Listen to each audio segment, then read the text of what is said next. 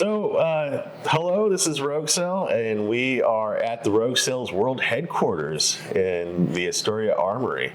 And we're sitting here with, Brad is here. I'm right here. I'm really excited to show you guys this headquarters in a little bit. Yeah, and we have to really talk about all the cool stuff. So we are officially a nonprofit. We got our nonprofit status, our 501c3 status from the IRS. Which is, I would say, a good time for you to go check out our website. There's a donate button. Check that out. Donate button. So we're always fundraising now. And so we put together, to get their nonprofit, we have to put together a board, and in the board that has to have a president, and the president of our board is Nancy Arms. Nancy. Yay! Hey. Thank you. 20 years in the Navy, you were a nurse. Mm-hmm, yes. And then you got out and you worked with, you were in Virginia for a while? I retired from Naples, Italy. Yeah. Moved to Italy. Moved from Italy to Virginia, and did a couple things in Virginia. I worked at a military boarding school as the head of the infirmary, and then I worked at one of the state's veterans nursing homes, long-term care home. And you came to Astoria for family members? Yes. And your brother was in the Coast Guard for a long He time. retired from the Coast Guard here. He was a chief, so... And now you're here, and we talked you into becoming the president of Rogue Cell. Yes, you did. Yes, we did. Very gentle arm twisting. Well, we wanted some good community leaders and some military members, and it was really important. And you fit the bill, and it was working. And we're doing some great stuff. We have some pretty good successes. You want to talk about them a little bit? Well, sure. We're doing dog walks. Yep, every week. Every Saturday. We meet at Sleeper Coffee. And I think that's really important, because if we want to start other veterans to create their own Rogue Cells or whatever they want to call it, but that's a pretty easy thing to do that does create some community. We have a lot of fun with that. Rain or shine, we're out there walking, and we have our dogs out there, and it's pretty fun. And JJ's starting up archery. Yeah, we got the archery program going. That's really good. Yeah, that's the first and third Thursday. Mm-hmm. Every month. Yep. And it costs nothing for the veterans. And nothing that we do really costs anything for veterans. No. Yeah. No, that's the whole point. We're building community, and we'll eventually have a sign up here. We'll put one in post. We'll fix it in post. We'll put special effects. I can do that. Our Thursday coffees are getting huge. They're getting really big. 9 to 11, and the Elks in Astoria on Thursdays, every Thursday. Yeah. And it's getting to be a big event, but it's such a large space that people can still break out on their own. Yeah, it's really a great thing. A lot of people there, and it's all types too. It's not just like one point of view. I mean, you got people live in the rural, very rural. People live inside town and inside town, and there's all kinds of political points of view, and it's really good because people are coming together and talking to each other and having conversations. So there's one event that I really want to highlight, and that's on April 26th. We are having another screening of the documentary Battlegrounds and Backroads, and in Tillamook. Yeah. Good. That's good. We're working with the American Legion there. We're working with our veteran service officers there. VFW as well. And with the Elks Lodge as well, I believe. And we're getting all of the businesses to come in and come together. And I think that's going to be really an amazing thing. It's going to be a 2-day thing with a veteran kind of festival or fair. It's going to be one day, but there's going to be 2 screenings on that one day. Okay. Cool. That's going to be fun. And then, so Rogue Cell is always trying to get more vets in the community, and we want to bring more out. So we're doing other things too. We're going to have a team for the 48-hour film festival this year. I saw that. Yeah, that should be a lot of fun. You have 48 hours to. On Friday, they give you a genre. They give you a character name. They give you a prop and a line of dialogue. You have to write it all in. Write it, shoot it, edit it, get it all done, and turn it back in by Sunday. and that's that's gonna be a blast. I don't know. And that's right before Tillamook, so I'll be in Tillamook. Yeah, and then actually, Sean Johnson and I are volunteering at the Crab and Wine Fest that weekend too. So, but we do have, since I shared it on social media, we had a lot of people reach out to me and like, I want to be a part of this. So, just like everything else in Rogue Hill, we don't have to manage everything. We find somebody else that wants to be a project manager. We just put them in charge and we do it. Let them do it. Yeah, A lot of give fun. them some assistance and some resources. But I'm yapping all the time. I know. Let's get back to Nancy. Yeah, Nancy. So what's it mean, bringing all of your experiences into Rogue Hill? What do you want to see this nonprofit do? Well, I think it's a lot of what, I age myself, but my era of military was very much involved with, what we used to call mandatory fun. Oh, we still call it that. You had to go do these things. You had to be there. You had to do those kind of community events. But also in that time frame, you were part of your annual performance appraisals was involvement in community or organizations. And so I did a lot of that. And when I retired from the Navy in Virginia, I got involved in a couple organizations. I've been a Legion member while I was still on active duty, and a couple after that. And when I retired from the Navy, I got involved in the Navy Nurse Corps Association because I was a Navy nurse. And they're all over the nation, and we had a big chapter in Virginia. And I ended up being the president of that chapter for many years. But it was all about what we've talked about. It was all about bringing people together and that community and what we could do for other people and what did it mean to be a Navy nurse at that time. So that was one of the big groups that I liked being involved with. And then moving out. Well, before I moved, I actually got involved with another group in Virginia, and you'll love this name. It was called Vittles for Veterans. And we were in Roanoke for Vittles, food. This is Southern. That's how they say, that's how they say food in the South. Yeah, this was Southern. And we were in Roanoke, Virginia, which is up in the Blue Ridge, and there's no bases anywhere near us. But there was quite a few families that were there that had deployed service members. So they had no services, no support. And so this group started to help provide food, gift cards, and support for things that they needed. And it was, it was a ground up organization that just started. Yeah. And it was really phenomenal to see how we developed it and how we helped people. And you're like, this was a forgotten group that they were way out in the boonies, if you will, of Blue Ridge. So that kind of helped me get really wanting to be involved in things. And so when I moved here, it was like, okay, again, Legion, what else can we do? Found that there's a women's veterans group in Astoria. A lot of people didn't know that. Yesterday or Thursday which I guess it was yesterday, at the coffee hour, there was quite a few women veterans there. They were first timers and they didn't know we had a women's veterans group. Oh, wow. So, and that's, again, that women's veterans group is just all of us getting together, community, sharing things, but also getting education and finding out about things and what they didn't know about and, sharing when the documentary came out. A lot of them didn't even know about that and bringing them all into the fold, if you will. Yeah. And having that group and being there to support each other. And, I think a lot of them are with family issues, so sometimes you need someone to call for whatever, definitely. And those kind of things. So that has been phenomenal. And being in this area and now meeting more and more and more veterans, almost in the last year, there's been such a large expansion of the veterans that I've met in the area. So, and then when you guys approached me, it was like, oh, this is a great way to continue to expand on the purpose you started and get that word out. That's why I love veteran organizations, because we never compete with each other. No. We're all working together. A lot of us are members of the American Legion. Like we just had a meeting last night where I wasn't there, so I got promoted, I guess. Yes, you did.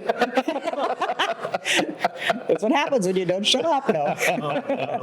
Well, a lot of us One are. promotion spot for you. What's your promotion? Well, my plan is to keep not going to meetings, and I'll be district commander in no time. Yes.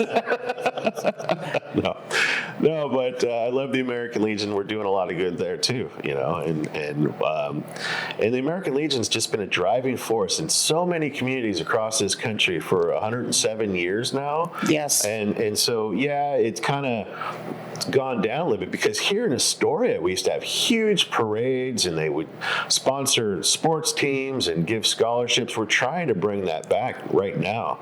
And this year so far, we've given, I think, 4 scholarships out. Mm-hmm.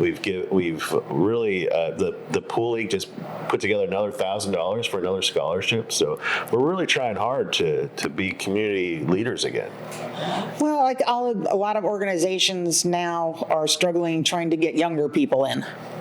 Because, and as I said earlier, the culture changed, and the culture of a lot of younger people is they're not so excited to join groups. They're much more family oriented, maybe, or doing their own thing. But a lot of them aren't that big on joining groups, and that's, I think, one of the big things we've done at the Legion is now bringing in a lot of younger people and finding the younger veterans to bring them in, and that's so cool because you need to have that link between younger veterans and the older veterans that can tell the old sea stories or whatever to do that. The coffee group's great for that. Can I tell a story? Oh my gosh, please. So when I was in recruiting duty in North Dakota, which is where I'm from. You were a Navy recruiter in North Dakota. Yes, I was a recruiter. That doesn't sound like that would be a thing. I know. That sounds like one of the most landlocked states there are. It is. I started off doing medical recruiting. So I was recruiting nursing students and medical students and that kind of stuff. And by the time my tour ended, I was doing all of officer recruiting. But we had an organization that met in North Dakota, and it was called the Bull Session. And you can imagine, as it was, there was a lot of bull that would go along there. And it was in this little town in North Dakota, but they brought in Sea Cadets. Oh, yeah. And Boy Scout groups, and then, of course, all of these older veterans that would come in. We had a guy that was an Indianapolis survivor. Oh my gosh. Wow. If you don't know what that is, that's one of the ships where I learned about that on Jaws. Yeah, the guys, that was it, exactly. They abandoned ship and all the sharks came. And so just imagine that, those young people talking to that guy about what he went through. Yeah. We had a guy that was a civilian contractor in the Philippines and was captured and was a civilian POW for 4 years. Oh, wow. And so it was just that exchange of information from the young to the old. Mm-hmm. And I did it for 3 years. All 3 years I was in recruiting, and it was awesome. Every time you went to just watch this exchange, and we'd have all these other veterans that would come, and we had one that we had the Surgeon General of the Navy was from North Dakota, and so he came to speak, and we had an old bosun's mate that was outside practicing his bosun's whistle because he was going to whistle the admiral on board.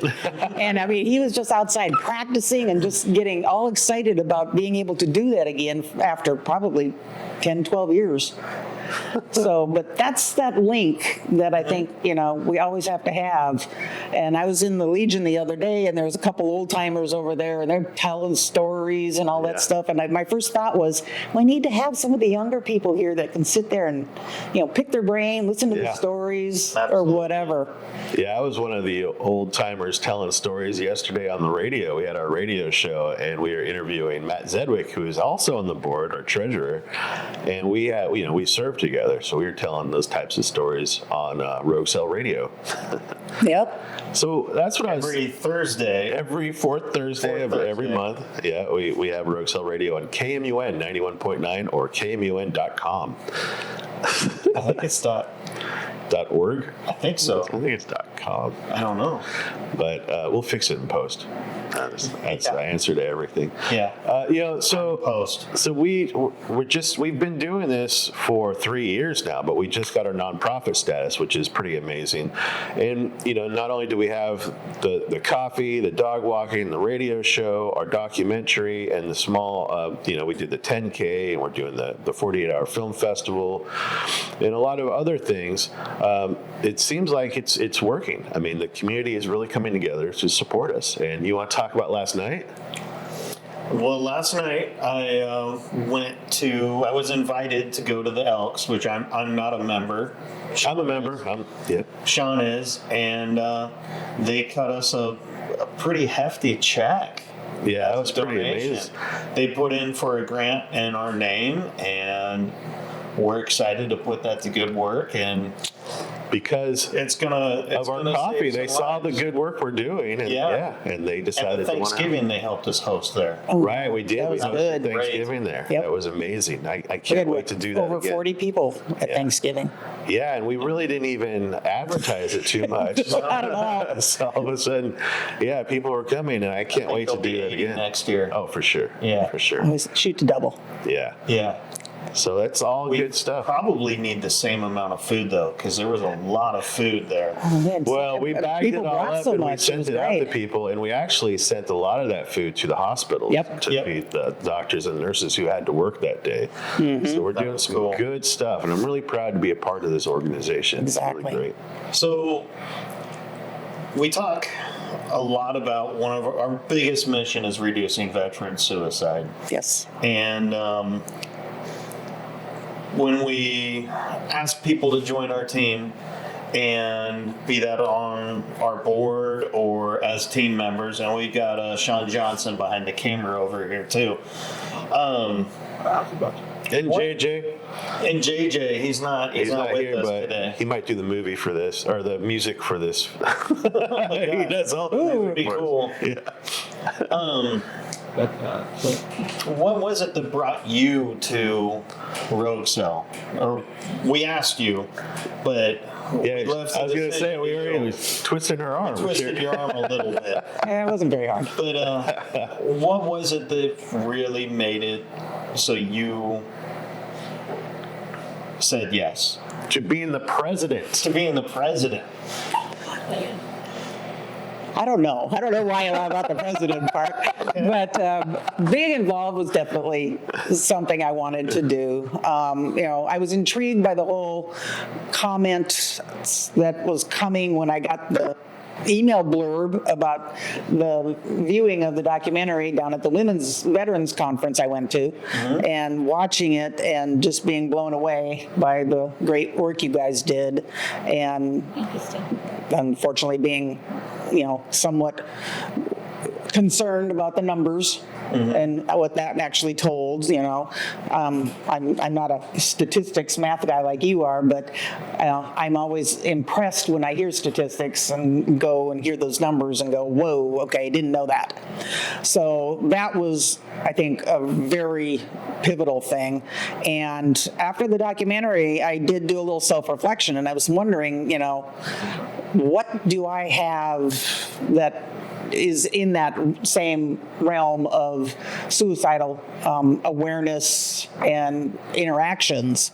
And I had to think about it for a while, and it brought to mind a couple cases that I hadn't even thought about. And as you start reflecting on it, and I was telling you a few minutes ago, it's all three of the cases that I could think of were, one was an active duty nurse I served with who got a bad diagnosis, and they found her in her tub with her wrist slashed.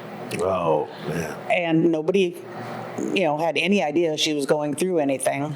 So that was actually somebody I served with. And then the other two I thought of were both patients that had received a bad diagnosis. A young active duty guy that got a diagnosis of Crohn's disease, and the next day he broke a window at the hospital, Navy hospital I was at, and jumped. And he just didn't want to deal with the idea of dealing with Crohn's, and he was mid-20s. Oh, wow. So he was very young and dealing with that. And then the last case was actually a very sad but interesting one. It was when I was at the veterans home in Virginia. Brand new admission we had a big, wonderful facility, really nice for all veterans, and we had a 50-bed Alzheimer's unit, which is quite large, secured unit. And we had a new admission. He was a psychologist. His Alzheimer's had advanced pretty quickly, and we admitted him that morning. And we think in retrospect that he just sat there and watched the other 48 Alzheimer's veterans. That's got to be a tough. And he knew his future right there, and he hung himself that night. Oh. We didn't even have him 24 hours. And, we never considered, putting anyone on a suicide watch or anything like that. And, the poor staff that found him, it was a shock. We hadn't had a suicide in that building in 30-some years.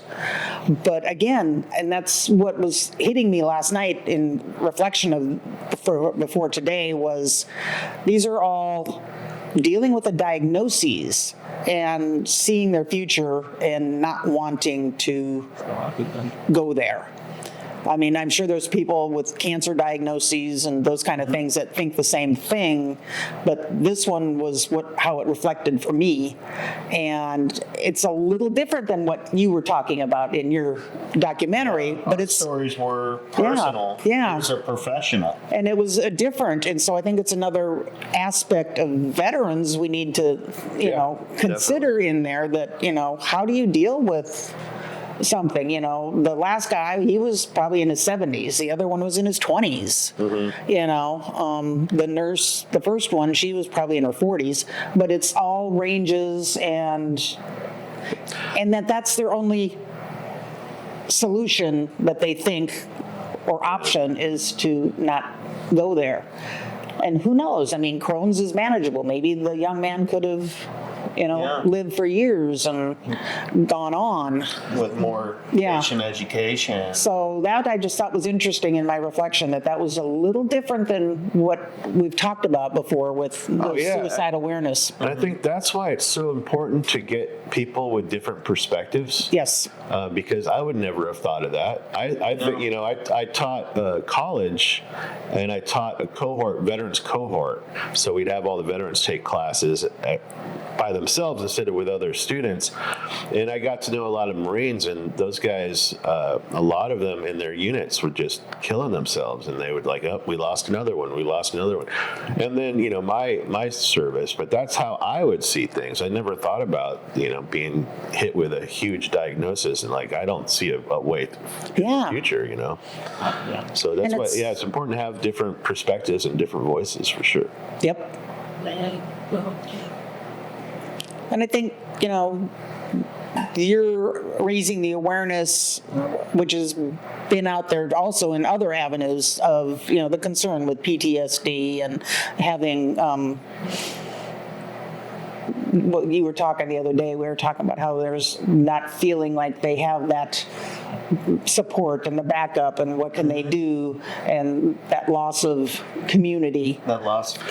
So I think that's what it's all about. If anyone needs to understand that you're not alone. Right. And that's where we started when we drove across the state and talking to people. There is definitely a void there where they used to have camaraderie and community. But now that we've been doing this for almost, 3.5 years, I really see that that's just the first step. The vets have to have a meaningful role in their community. They need that mission. Not just the community. They need that purpose. And they had such education, they have a huge skill set in all of their experiences, and a lot of them feel when they leave the military, then they just don't use that anymore. But if they do use that in your community, it's going to benefit them, and it's definitely going to benefit their community. So it's a problem solving a problem. Those are the best types of solutions. Yeah, it's there's so much that goes on when you leave the service. I was job hunting from Naples, Italy after I retired, and I was a nurse trying to find a nursing job. I'm like, I'm a nurse. I have all these skills from the Navy. I'm going to find a job in no time. Couldn't find a job. Couldn't find a job. You couldn't find Nope. a job? That's wild. I I- think you could go anywhere. I hired a headhunter because I couldn't find a job. And she called me in Italy and she said, Nancy, she says, I am shocked. She says, the problem we're finding is, as we've heard in other areas, there's nobody with military experience at these hospitals. So all they think is, you're a military nurse, all you do is follow orders. She said, I've heard that over and over. So they had no interest in a military nurse. I'm like, you're kidding me. I said, we work independently. They should be intimidated by it. Yeah. By it. And I really had a hard time finding a job. I can understand someone like me doing the infantry thing and then trying like, well, I can shoot every weapon the military has. Let me have a job at your corporation. What? But like you as a nurse, like you should be able to find a Yeah, job. It's because I worked really so many surprising. areas. I was skilled in so many areas, and I was, like I said, it was very disturbing and actually kind of scary. Yeah. When I'm moving back to the States, and where am I going? I didn't know where to go. Wow. So, and I actually found my job through the Military Officers Association, which Nice. was the Retired Officers Association at that time, TROA, and they had a TAPS program, and you get this little book, and I'd look through the book, and boom, they were looking for a military nurse to work at that military academy. Oh, perfect. And I'm like, I can do that. Well, maybe in But- the future we can try to get to know enough of our business owners locally that when a veteran comes here, we can try to help them find jobs. I think that would be That's a a great good idea. I think that's a great next avenue in there. Yeah. All right, we'll bring that up next board meeting.